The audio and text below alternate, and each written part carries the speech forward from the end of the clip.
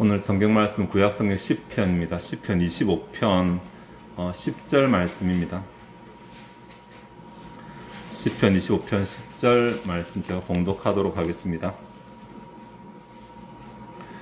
여호와의 모든 길은 그의 언약과 증거를 지키는 자에게 인자와 진리로다. 아멘. 힘들었던 2020년도 어느새 이제 마지막 주일이 되었습니다. 이렇게 마지막이다, 또 다음은 시작이다. 사실 날로 보면 크게 의미가 없지만 그래도 이렇게 기간을 정해서 한 번씩 자기를 살펴보고 또 돌아보고 또 앞을 계획하고 이런 기회를 허락하신 것은 하나님의 은혜가 아닌가라고 생각합니다. 이번 한 해 우리는 하나님의 도우심을 경험하는 한 해라는 목표를 가지고 한 해 동안 달려왔습니다. 나름대로 하나님을 경험하셨는지 모르겠는데 이제 며칠 남지 않았는데 이번 한 주간 동안은, 다가온 한 주간 동안은 어떻게 이번 한 해 동안 내가 하나님의 은혜를 경험했는가, 나에게 만나는 무엇이었으며 하나님께서 내 삶에서 어떻게 발에 신이 헤어지지 않고 옷이 닳지 않도록 그렇게 하셨는가를 생각해보고 감사하는 한 주간이 되었으면 좋겠습니다. 오늘 다윗의 시편 한 편을 생각해 보려고 합니다. 25편인데 이 시는 다윗의 시라는 표제만 있지 실제적으로 어떤 상황에서 지어진 시인지에 대한 설명은 없는 시입니다. 그래서 구체적인 상황은 알 수 없는데 학자들이 대부분 동의하는 바는 그냥 다윗이 살다가 어느 순간 자기를 돌아보는 시다, 이렇게 동의를 합니다. 즉 살다가 너무 힘이 들었어요. 뭐 때문인지 모르겠는데 아마 본문에 나오는 대로 하면 원수들이 나를 치려한다는 표현에서 자기를 괴롭히는 사람이 있었을 수도 있고 일이 힘들어서 그럴 수도 있고 어쨌든 고난 가운데서 갑자기 자기를 돌아보면서 과거를 돌아보고 그리고 하나님께 도움을 요청하고 하나님을 확신하고 이런 내용입니다. 전체적으로는 비탄시에 해당이 되는데 또 알파벳이라는 독특한 구조도 가지고 있는데 그런 것을 떠나서 어쨌든 살아가다가 어느 시점에 멈추어서 자기를 돌아보고 하나님을 확신하는 이러한 다윗의 자세가 오늘 한 해의 마지막 주를 맞이해서 잠시 멈추어서 우리 자신을 돌아보고 하나님 앞에서 또 우리의 신앙을 확인하는 그러한 오늘 우리의 자리와 굉장히 유사하다라는 생각을 해봅니다. 이 시가 크게 세 부분으로 나뉘어 있습니다. 1절부터 10절까지는 지금 자기들이 고난 가운데 있지만 여전히 하나님에 대한 소망을 버리지 않고 하나님을 기다리고 있으니 도와달라라고 하는 간구의 내용이 들어있습니다. 8절부터 15절까지는 다윗이 자기가 믿는 하나님은 어떤 하나님인지, 하나님은 이런 분이시고 이렇게 하실 것이다 라는 확신의 내용이 들어있습니다. 16절부터 22절까지는 다시 고난 가운데 혹은 나를 압제하는 자 가운데 있으니 나를 도와달라라고 하는 간구가 들어있습니다. 그러니까 간구가 있고 확신이 있고 간구가 있고 이런 구조로 되어져 있습니다. 예전에 이런 교차대 친구처럼 말하는데 이런 구조를 알지 못할 때는 실컷 기도하고 확신 다해놓고 또다시 기도하는 게 도대체 왜 이렇게 하느냐라고 사람들이 이제 생각했었는데 히브리 분품의 고대 근동에서 공통적인 문학적인 특징이 그냥 단순하게 내가 하나님께 도와달라 간구만 하는 것이 아니라 나의 간구의 중심에는 하나님을 향한 확신이 있다 라는 것을 표현하기 위해서 이런 구조를 사용한 것으로 이해됩니다. 다윗은 하나님께 대한 확신이 있습니다. 하나님은 이렇게 하신다는 확신이 있고 그 확신을 바탕으로 하나님께 도움을 요청하고 있는 것입니다. 그 가운데서 오늘 10절 한 절만 살필 것입니다. 10절은 두 번째 확신의 영역에 해당되는 본문입니다. 나는 하나님께 기도하고 있지만 막연하게 도와달라고 막연하게 기대하는 것이 아니라 막연하게 간구하는 것이 아니라 이런 확신을 바탕으로 간구한다. 그러니까 내 간구는 반드시 이루어질 수밖에 없다. 이런 구조에서 확신에 관한 부분이고 또 그 가운데 한 절인 10절만 살펴보는 것입니다. 10절에서 내가 하나님께 도움을 요청할 수 있고 하나님께서 내 구함에 응답하실 수밖에 없는 이유를 언약이라고 말합니다. 언약. 다윗이 자신을 돌아보니까 자기 평생에 뭐 크게 잘못한 건 없어요. 그냥 나름 노력은 했어요. 나름 노력했는데 그렇다고 해서 또 특별히 하나님의 은혜를 크게 받을 만한 그러한 잘한 것도 없습니다. 히스기야처럼 내 목숨을 연장시켜달라고 하나님께 내놓을 만한 그런 큰 업적을 쌓은 게 없다라는 생각을 했던 것 같아요. 그래서 자기가 잘난 것을 하나님께 말하지 아니하고 하나님과 저 언약을 맺었잖아요. 제가 언약 백성이잖아요 라는 말로 근거를 삼고 있습니다. 하나님께서 언약 백성을 도우신다라는 이 사상을 다윗이 가지고 있는데, 하나님께서 언약 백성을 도우신다라는 말은 우리에게도 좀 생각을 하게 합니다. 나도 언약 백성이니까 하나님께서 도우시겠지, 이런 생각을 할 수도 있고, 반대로 나도 하나님 언약 백성인데 왜 하나님 나를 안 도우시지? 라고 생각하실 수도 있습니다. 아마 그 부분에 대해서 답이 오늘 10절이 아닐까라는 생각을 해보는데, 10절은 다시 이제 구성을 따져보면 그게 세 개의 부분으로 나뉘어집니다. 주어, 수러, 그리고 이제 누구에게라고 말하는 역격을 해당되는 대상, 이렇게 구분할 수 있습니다. 주어, 수러, 다음에 누구의 대상, 이 세 부분으로 나눠지기 때문에 세 부분을 따로따로 조금 생각을 해 보아야 되겠습니다. 주어는 여호와의 모든 길 중에 길이라는 단어가 주어입니다. 여호와의 모든 길이죠. 수러는 인자와 진리라고 말할 수 있고, 대상이 되는 것은 그의 그의 언약과 증거를 지키는 자에게, 이렇게 됩니다. 일형식 문장이거든요. 주어 부분에 여호와의 모든 길이라고 하는데, 여기 길이라는 단어가 히브리어에서 흔히 쓰이는 단어는 아닙니다. 이 단어가 흔히 안 쓰인다는 말이 아니고, 흔히 길로 우리가 생각하는 도로로 번역할 수 있는 단어가 따로 있습니다. 따로 있는데 이곳에서 그 단어를 쓰지 않습니다. 다른 단어를 쓰는데, 굳이 뜻을 구분하자면 물론 도로라는 뜻도 있지만 경로 정도.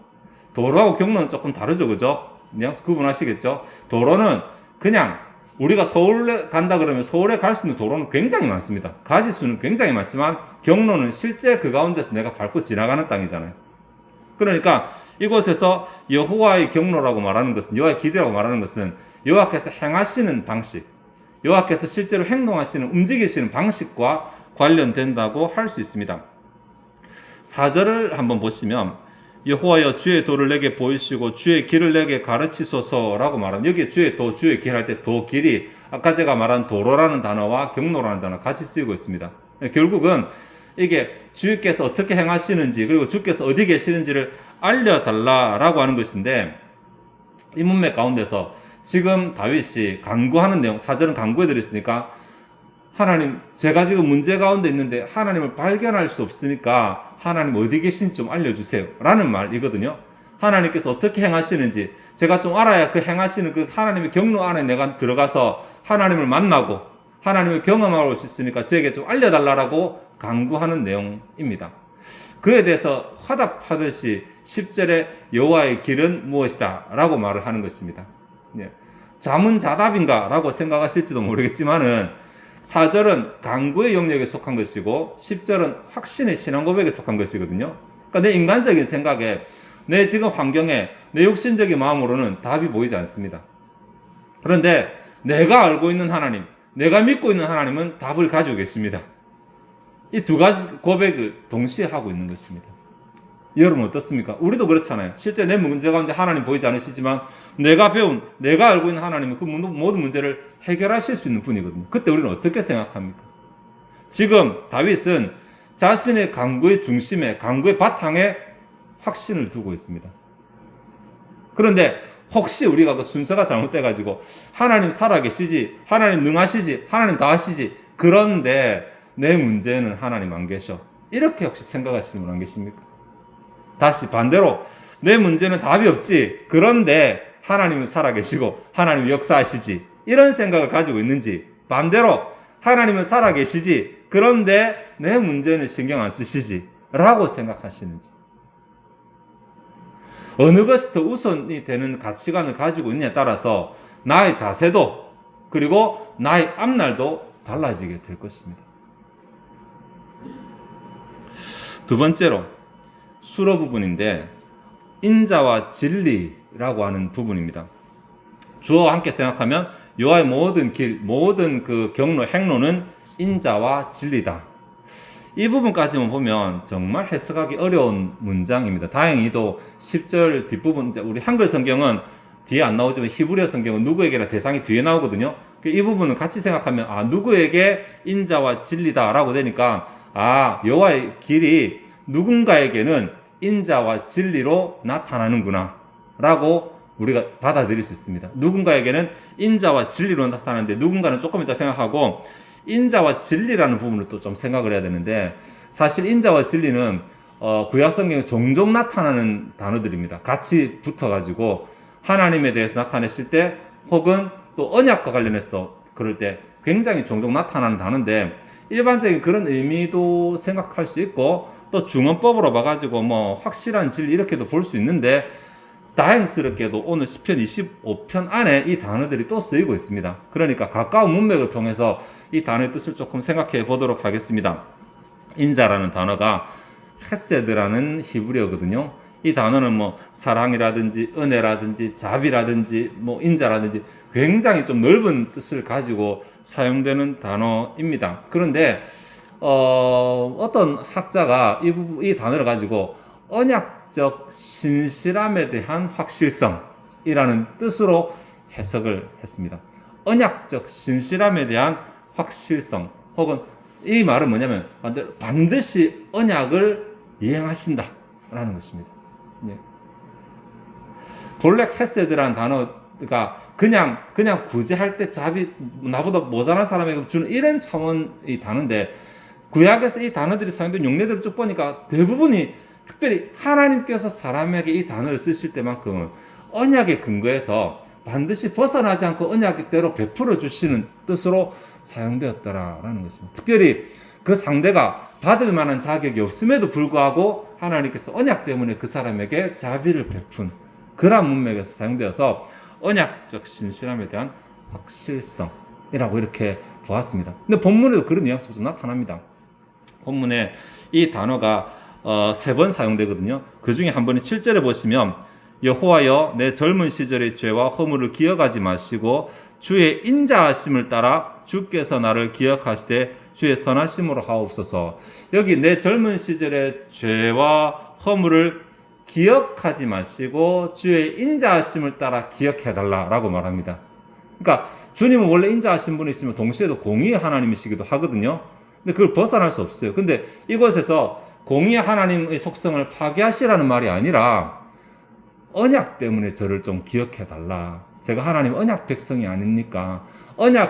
하나님과 언약을 맺은 사람이기에 나를 좀 불쌍히 여겨 달라라고 이렇게 말하는 뜻이 비슷합니다. 그렇게 해석할 수 있는 그런 문장입니다.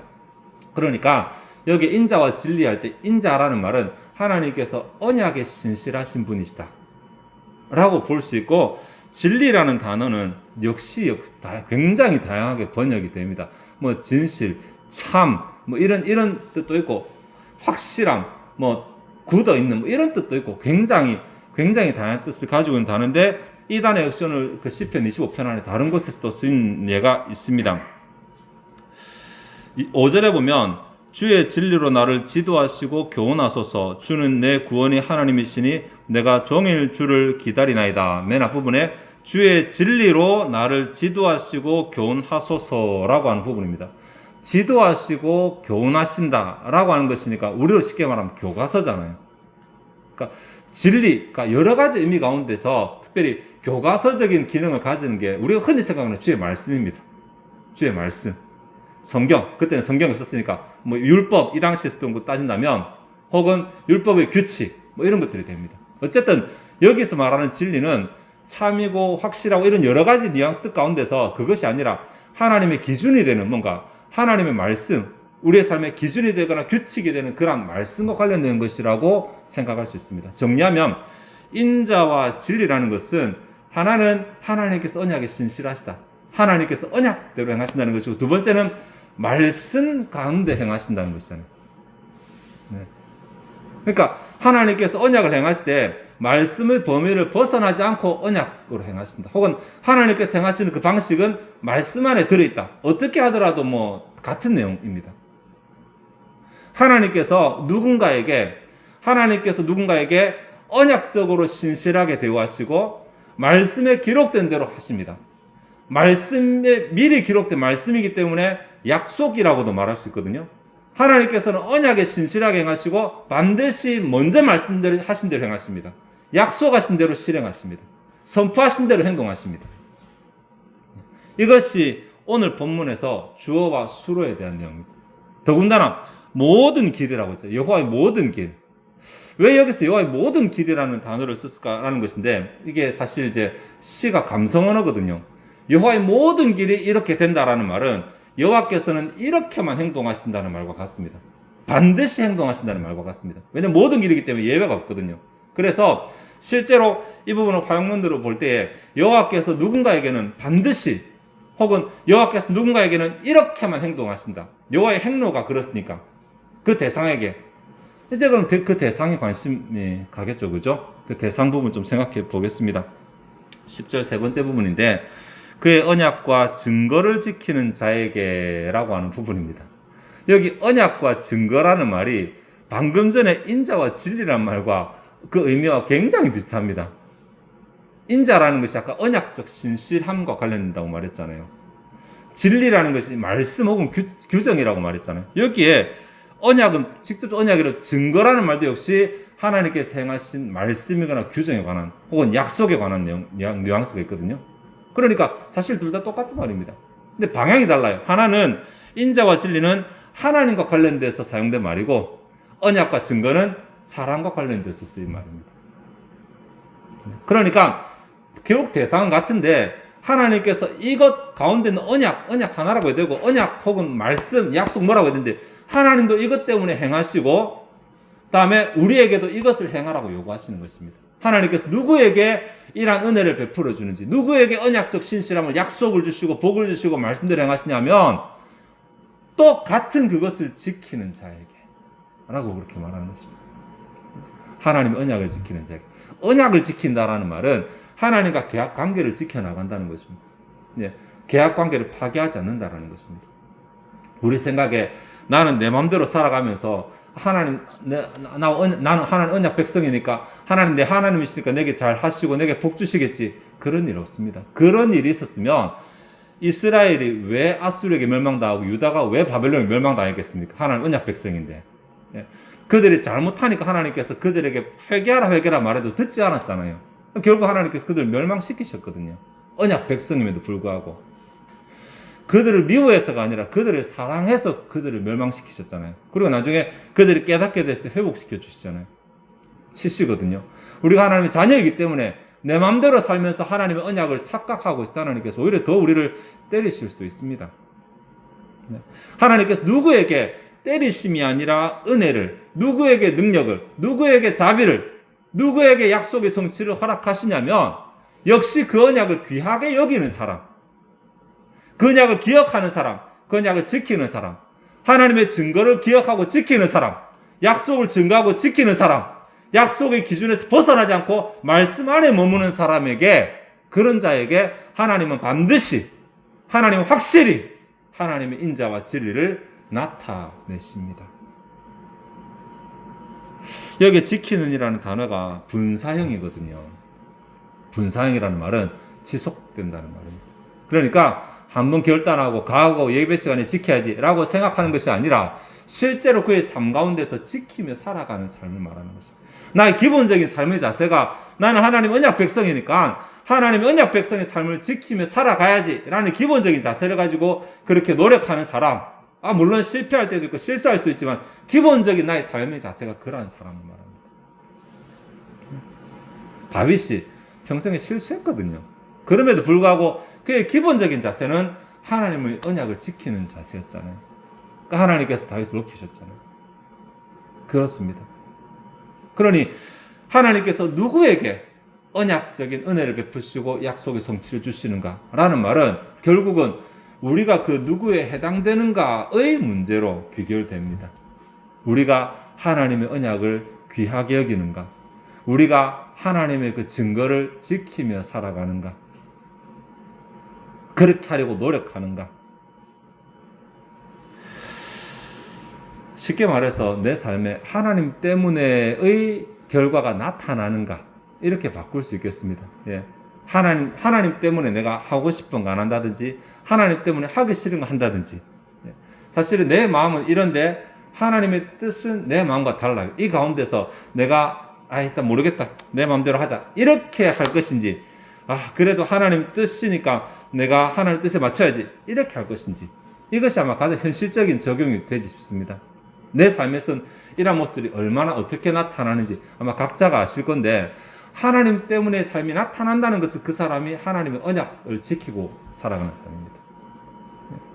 하나님 뜻 모르겠고 일단 내 주어진 상황에서 내 머리의 계산대로 내가 하고 싶은 대로 이렇게 하나님 때문이 아닌 다른 이유 때문에 뭔가 한다는 것은 죄송스럽지만 언약이 그 삶에서는 색을 나타내지 못합니다. 언약의 흔적을 보이지 않는 삶을 살아가는 것입니다. 다른 사람과 별반 다르지 않으니까 언약 백성의 티가 나타나지 않는 것입니다. 하나님의 언약 백성으로서 하나님의 언약의 그 은혜를 누리고자 한다면 내가 하나님의 언약 백성다운 사람이 되어야 한다라는 것이 오늘 본문의 교훈 되겠습니다.